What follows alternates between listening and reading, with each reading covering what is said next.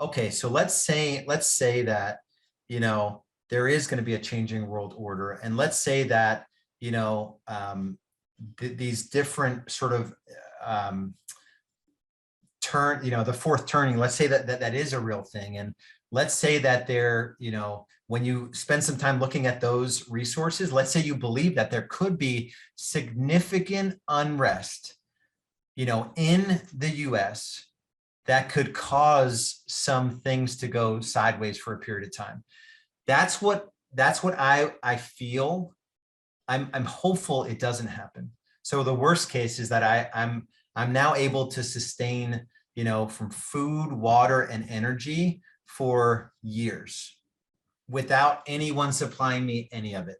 So didn't cost that much money to do it, and you don't have to go into a complete level of sustainability like I was able to do. You just need to think about, like, what if I had the ability to prepare and I didn't? And so Mike Dillard, in this interview with Craig Ballantyne, just like went through, like, step by step what he's done to prepare for, things going a little crazy. And he's like, I hope they don't. I hope I'm totally wrong. And but what if they do? What if there's a 2 to 3 year period or more where things are a little bit crazy? Would you have regretted not preparing to sustain and support your family if things go sideways? And so in all of that, and now being in Mike's program, Richer Every Day, and this is not an affiliate deal at all. He doesn't have anything like that.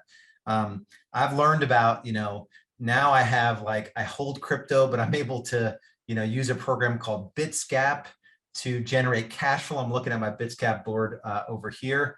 I've generated over $50,000 of stable coin cash flow in the first 4 months of this year, which is pretty cool.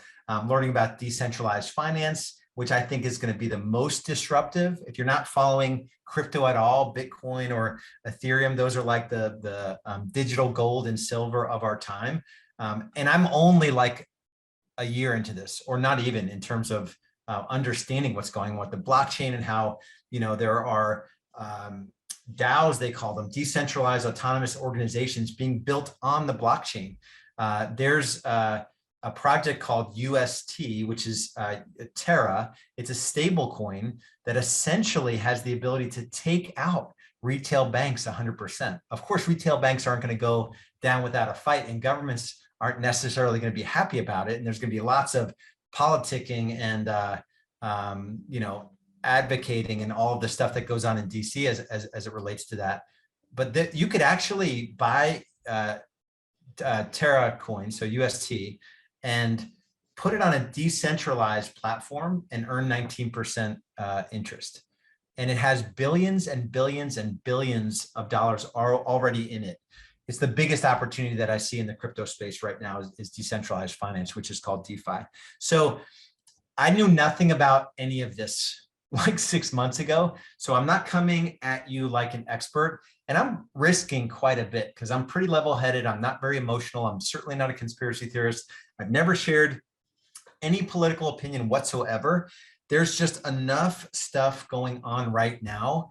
And when I talk about this stuff, people's eyes glaze over. They don't want to believe it's true. They don't want to spend any time thinking about it or preparing for what might be. So there are just some simple things you can do in terms of making sure you can filter water, right? So it's not hard to find a water source if things went sideways with our water supply, but also food, right? There's going to be a food issue. There are 20 food processing plants in the first 4 months of this year in the US that have had explosions in them. Nobody really knows why, but there was only 12 last year, which was up from 7 the year before. And so there's that could be a conspiracy theory pretty easily. Who would want to take out the food supply? I don't know. Some of it doesn't make sense. And that's where I kind of cut it off and I just say, okay, I'm ready no matter what happens. Energy. Right? Are you able to power, a fridge or a freezer with protein, in the event, or power small electronics or keep part of your house going? I'm installing a not completely off the grid solar system on my house because I have a pretty big house.